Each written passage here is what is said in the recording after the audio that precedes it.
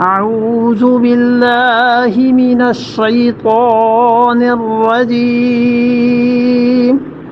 بسم الله الرحمن الرحيم وإخوانهم يمدونهم في الغي ثم لا يقصرون. اور پھر فرمایا اخوانہم، اور ان کے بھائی، ان کی ضمیر لوٹی شیطان کی طرف کہ ان کے بھائی یعنی ان شیطانوں کے جو بھائی ہیں، یمدونہم، یہ شیاطین انہیں کیا کرتے ہیں، انہیں یمدونہم انہیں کھینچتے ہیں.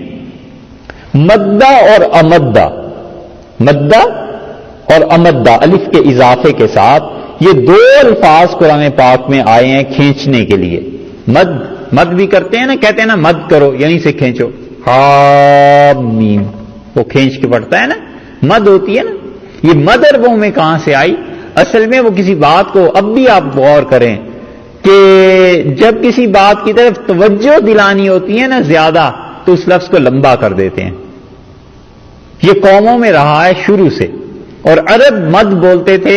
کسی کو بلانا ہے، پکارنا ہے تو ایک لفظ کو زور سے وہ کھینچ دیتے تھے، لمبا کر دیتے تھے. یہاں ہم نے بعض گوروں میں سنا وہ کہتا او مین، یہ جو او کہا نا اس نے تو ہمیں فوراً خیال ہے، میں نے کہا ہو یہ تو مد کر رہا ہے. یہ ہمت تو نہیں ہے کہ اس سے پوچھتے کون سی قرات ہے یہ، لیکن خیال آیا کہ ہو یہ تو مد کر رہا ہے. یہی چیز ہے مد، اور کیا ہے، اس کو متوجہ کرنا تھا اپنی طرف. تو مدہ کا مطلب کھینچنا. یہ کیا دو لفظ اللہ تعالیٰ استعمال فرماتے ہیں قرآن میں، مدہ اور امدہ. اور عام طور پر مدہ کا جو ہے نا یہ مذمت کے موقع پہ استعمال ہوتا ہے، جہاں کسی کی عیب کی نشاندہی بتانا ہو. یہاں وہی ہے، وَإِخْوَانُهُمْ يَمُدُّونَهُمْ، اور ان شیطانوں کے بھائی یہ شیاطین کھینچتے ہیں اپنے بھائیوں کو. کہاں؟ پھر غی غلطی پر، اللہ کی نافرمانی پر کھینچتے ہیں، انہیں زور لگاتے ہیں کہ آؤ خدا کی نافرمانی کریں. اور امدہ عام طور پہ قرآن پاک میں مدح کے موقع پہ آتا ہے، تعریف کے موقع پہ آتا ہے. مدہ اور امدہ میں یہ فرق ہے. تو اللہ تعالیٰ نے فرمایا شیطان جو ہیں یمدونہم، یہ شیطان کھینچتے ہیں اپنے بھائیوں کو پھر غی، کیا کرنے میں؟ وہ کہتے ہیں کہ خدا کی نافرمانی میں، ثم لا یقصرون، اور پھر وہ کمی نہیں چھوڑتے کوئی بھی، پوری تباہی اس کی کر کے رہتے ہیں، کوئی کمی نہیں چھوڑتے، کوئی معذرت اور تقصیر اور ایسی چیز نہیں، کوئی موقع نہیں دیتے کسی کو وہ پلٹنے کا. اللہ کی نافرمانی میں گھیر لیتے ہیں اسے، اور خدا کی نافرمانی میں اسے بہت آگے لے چلتے ہیں. یہ چاروں آیات بلکہ یہ جو گزری ہیں نا 99، 201 اور 2، یہ چاروں آیات جو ہیں اللہ تعالیٰ نے اس میں یہ بتایا ہے کہ دیکھو غصہ آ جائے، یہ چیزیں آئیں، درگزر کرو، اور برائی کے بدلے میں بھلائی کرتے رہو، شیطان سے پناہ مانگتے رہو. یہ سب چیزیں آ گئیں. اس سے معلوم ہوتا ہے کہ شیاطین کو بڑی دلچسپی ہے انسانی جھگڑوں سے. وہ چاہتا ہے کہ لوگ آپس میں لڑتے رہیں اور لوگ درگزر نہ کریں، ایک دوسرے کے رویے کو اپنانا اور ایک دوسرے کو سہنا برداشت کرنا، اس چیز کو لوگ چھوڑ دیں اور وہ لوگوں کو لڑائے بھڑائے اور تباہ کر دے، برباد کر دے. اس لیے اللہ تعالیٰ نے ان تمام آیات میں ان چیزوں کا ذکر کیا. اخلاقیات میں اگر پڑھنے کو ملے تو احیاء علوم الدین امام غزالی رحمۃ اللہ علیہ کی پڑھنی چاہیے. امام غزالی رحمۃ اللہ علیہ حدیث میں بہت کمزور آدمی تھے. ان کے اس پہلو کو تو نہ دیکھا جائے، حدیث امام غزالی رحمۃ اللہ علیہ سے نہ لی جائے، جو ان کی کتابوں میں ہے وہ روایات بھی بیان نہ کی جائیں، مگر امام غزالی رحمۃ اللہ علیہ ضعیف، بعض اوقات بالکل موضوع روایات کو نقل کر کے لیکن جو نتیجہ اس سے نکالتے ہیں وہ عجیب و غریب ہوتا ہے. اور نفس کے مکر، اندر کا چور پکڑنے میں امام غزالی رحمۃ اللہ علیہ کا کمال ہے. ایسی چیزیں لکھتے ہیں کہ آدمی حیران ہوتا ہے کہ واقعی نفس کا یہ بھی مکر ہے، یہ بھی مکر ہے، یہ بھی مکر ہے. احیاء علوم الدین ان کی ایک کتاب ابن جوزی رحمۃ اللہ علیہ نے لکھی ہے، اور ابن جوزی کی کتاب ہے تلبیس ابلیس. شیطان کے جو مکر ہیں یہ تلبیس ابلیس جو ہے نا، یہ بھی بڑی مؤثر کتاب ہے، اور اس سے بھی پتہ چلتا ہے کہ شیاطین کیا کیا حرکتیں کرتے ہیں اور کیا چیزیں ہوتی ہیں، اور انسان کیسے ایک دوسرے کو گمراہ کرتے ہیں۔ اور تیسری کتاب اگر دیکھنی ہو تو ابن قیم رحمۃ اللہ علیہ کی اغاثۃ اللہفان، اغاثۃ اللہفان، یہ ابن قیم رحمۃ اللہ علیہ کی کتاب، یہ بھی بڑی اچھی ہے۔ اس کا بھی غالباً اردو میں ترجمہ نہیں ہوا، لیکن یہ جو پہلی دو کتابیں ہیں ان کا تو ترجمہ بھی ہو گیا ہے۔ تو احادیث پر اعتماد اتنا نہیں کرنا چاہیے امام غزالی رحمۃ اللہ علیہ پہ، لیکن وہ جو نفس کے اندر چور ہوتے ہیں نا چھپے ہوئے، غزالی رحمۃ اللہ علیہ اسے ایک ایک کر کے بیان کرتے ہیں۔ قرآن پاک میں ایک مقام تو یہ ہے کہ ان 4 آیات میں اللہ نے ذکر کیا، جو بھی چیزیں ہیں آپ اس کو ذہن میں رکھ کے 2 آیات قرآن پاک کی اور دیکھیے، پھر بات عرض کرتے ہیں اور آپ سے۔ ایک ہے سورہ مومنون میں، سورہ مومنون 18واں پارہ ہے، اور 18ویں پارے کا آغاز ہوتا ہے سورہ مومنون میں، اور 97 نمبر اس کی آیت ہے۔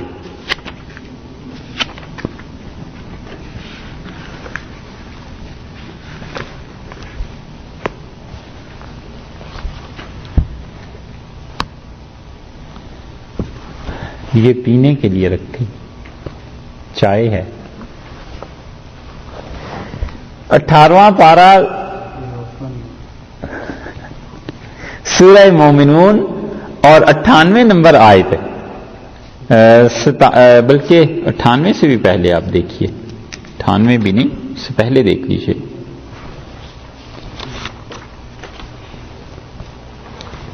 نمبر 96، یہاں دیکھیے یہ ہے اخلاقیات کی دوسری آیت، اور لکھنے والے لکھتے ہیں، کہتے ہیں ابن کثیر رحمۃ اللہ علیہ بھی، کہ قرآن نے سارے انسانی اخلاقیات کو ان 3 آیات میں اللہ نے جمع فرما دیا ہے قرآن پاک میں۔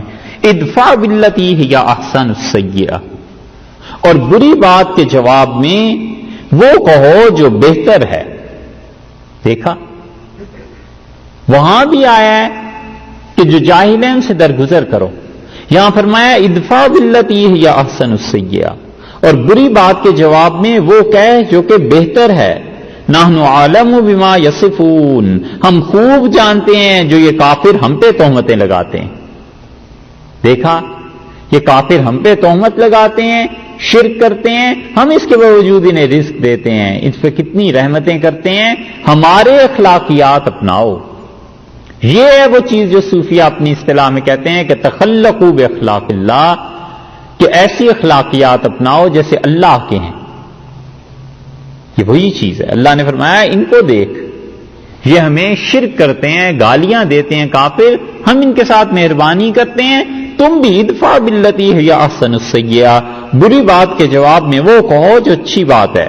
وقل، اور اللہ سے یہ مانگتے رہو، وقل رب اعوذ بک من ہمزات الشیاطین، اور یہ کہو کہ پروردگار میں تیری پناہ چاہتا ہوں من ہمزات الشیاطین، شیطانوں کی چھیڑ چھاڑ سے۔ وہاں بھی آیا نا کہ فاستعذ باللہ، اللہ سے پناہ مانگ لے، یہاں بھی آیا ہے۔ یہ دعا یاد کرنی چاہیے جب بھی غصہ ایسی چیزیں آئیں، یہ آیات یاد کر کے انہیں پڑھتے رہنا چاہیے۔ وقل رب اعوذ بک من ہمزات الشیاطین، اور کہ یہ اللہ میں تیری پناہ مانگتا ہوں شیطان کے چھیڑنے سے، واعوذ بک، اور اللہ میں آپ کی پناہ مانگتا ہوں رب، اے میرے پروردگار، ان یحضرون، کہ شیطان میرے پاس آیا کرے، شیاطین میرے پاس آئیں اور مجھے غصہ آ جائے، لڑائی ہو جائے، اللہ میں تیری پناہ اس سے مانگتا ہوں۔ یہ آیات ہیں دوسری، اور تیسری آیات آپ دیکھیے اسی سے آگے چل کے سورہ حامیم سجدہ جو آتی ہے اس میں ہے، 21ویں پارے میں۔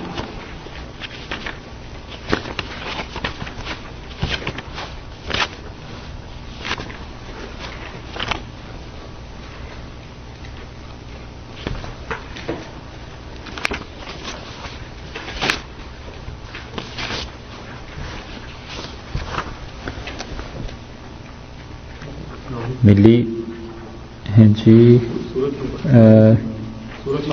میں بتاتا ہوں جی، 1 منٹ بتاتا ہوں۔ 24ویں پارے میں، یہ اور ہے، السجدہ ہے یہ تو، 24ویں پارے میں 32 نمبر نہیں، جی 41 دیکھ لیجیے.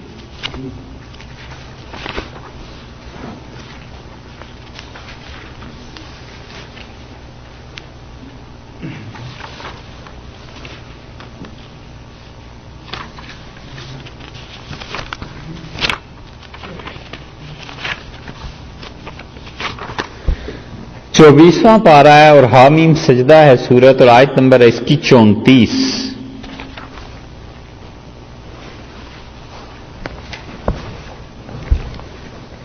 اور اس میں اللہ تعالی نے بلکہ آپ 33 نمبر آیت سے دیکھیے جہاں سے رکوع شروع ہو رہا ہے. 24واں پارہ حامیم سجدہ 41 نمبر سورت ہے اور 33 نمبر اس کی آیت ہے.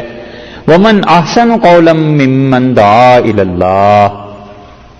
اور اس سے بہتر کس کی بات ہو سکتی ہے جس نے اللہ کی طرف بلایا, دعوت دی خدا کے دین کی, وعمل صالحا اور خود بھی اچھے کام کرتا ہے, وقال اننی من المسلمین اور کہتا ہے کہ میں اللہ کا فرما بردار ہوں.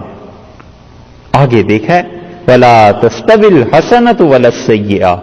اور لوگوں نیکی اور برائی یہ دونوں چیزیں برابر نہیں, نیکی اور برائی برابر نہیں ہیں. ادفع باللتی ہی احسن, جواب میں وہ بات کیا ہے جو سب سے اچھی ہے. سبحان اللہ, کیسی تعلیم, کیسی پاک تعلیم بتائی ہے. اگر مسلمان اس پہ عمل کرنے لگ جائیں تو دنیا میں جنت ہو جائے. فرمایا ادفع باللتی ہی احسن, جو لوگ تجھ سے بدتمیزی کریں, بری بات کریں, اس کے جواب میں وہ بات کیا ہے جو اچھی ہے. وہاں بھی یہی بات تھی کہ جو وہ اچھی بات کہو برائی کے مقابلے میں. فَإِذَا الَّذِي بَيْنَكَ وَبَيْنَهُ عَدَاوَةٌ, تو تو دیکھے گا کہ جس شخص میں اور تجھ میں دشمنی تھی, جب تم اچھی بات اس سے کہتے رہو گے, كَأَنَّهُ وَلِيٌّ حمیم, وہ تو تمہارا گہرا دلی دوست بن جائے گا. حمیم گرم جوش دوست بن جائے گا. نیکی اور برائی دونوں چیزیں برابر نہیں. کوئی سخت کلام کہے, برا معاملہ کہے, تو اس کے مقابلے میں جو بہتر ہے وہ کرو. دشمن ہو جاتے ہیں, دشمن دوست بن جاتے ہیں. وما یلقاها, اور یہ توفیق کہ برائی کے مقابلے میں نیکی کرے, یہ آیت دیکھیے. اور یہ توفیق کہ لوگ غلط کریں یہ صحیح کرے, برائی کے مقابلے میں اچھائی کرے. الا الذین صبروا, بس انہی کو ملتی ہے جو سہ سکتے ہیں, صبر کرتے ہیں. وما یلقاها, اور یہ توفیق ہم اسے دیتے ہیں الا ذو حظ عظیم, جو بڑے نصیب والا ہے, جو بڑے مقدر والا. دیکھا کیسی کیسی دعائیں مانگتے ہیں نصیب اور مقدر کی. اللہ نے فرمایا یہ حوصلے کی بات ہے اور یہ اقبال مندوں کو ہی ملتا ہے. یہ بڑے نصیب والے آدمی کو ہم توفیق دیتے ہیں. اللہ جسے کہہ رہا ہے نصیب والا, مقدر والا, وہ آدمی کتنا زبردست ہوگا. اس لیے فرمایا ہے کہ لوگ جب ایسے کریں تم ایسے. وَإِمَّا يَنزَغَنَّكَ, اور کبھی چوک جاؤ اس بات سے, برائی کے مقابلے میں برائی سے جواب دے دو, یا چوک جاؤ من الشیطان, شیطان کے اثر سے, نزغن, اور شیطان تمہیں تکلیف دیتا ہے, نزغ چکاتا ہے. فاستعذ باللہ, اللہ سے پناہ مانگ لے. انہ هو السمیع العلیم, بلا شبہ وہ سنتا ہے اور جانتا ہے. یہی چیز سورہ اعراف میں گئی, یہی چیز یہاں گئی, یہی چیز سورہ مومن میں آ گئی کہ جو غصہ کرے اس سے درگزر کرو. ان تینوں آیات میں آپ دیکھیں مشترک کامن کیا چیز نکلی. کامن یہ چیز نکلی کہ جو غصہ کرے اس سے درگزر کرو, جو بری بات کہے اس کے مقابلے میں اچھی بات کہتے رہو.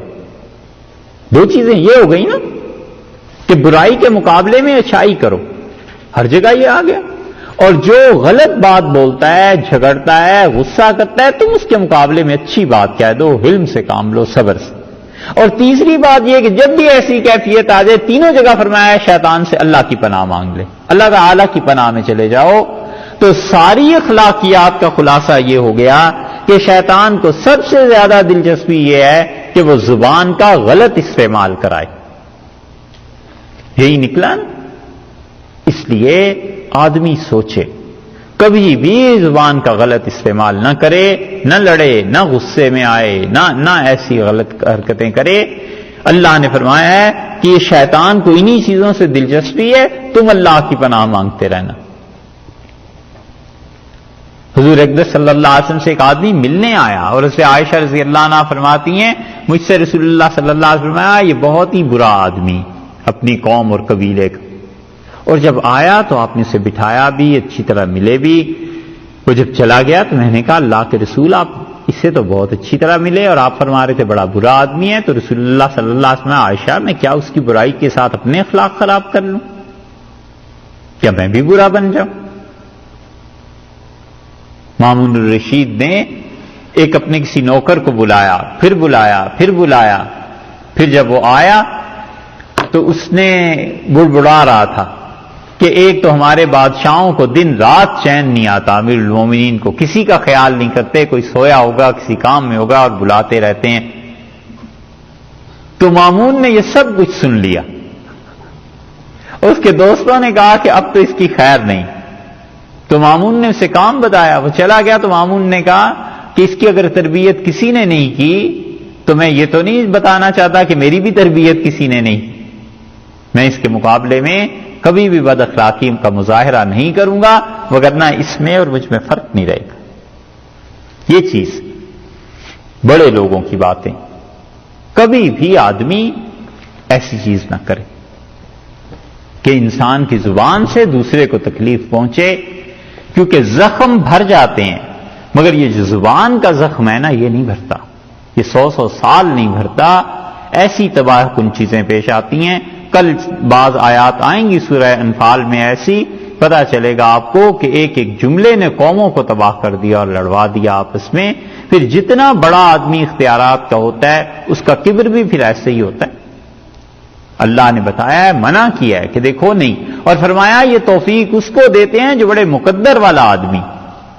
اب غور کریں کہ جو لوگ حلم ہے، برداشت ہے، سن لیتے ہیں، سہ لیتے ہیں، ان کا نصیب کتنا بڑا ہوگا جو اللہ نے یہ فرمایا۔ یہ ہے چیز، یہ تینوں آیات اخلاقیات میں کمال ہے، تعالی شانہ نے فرمایا بندوں کو سکھائیں۔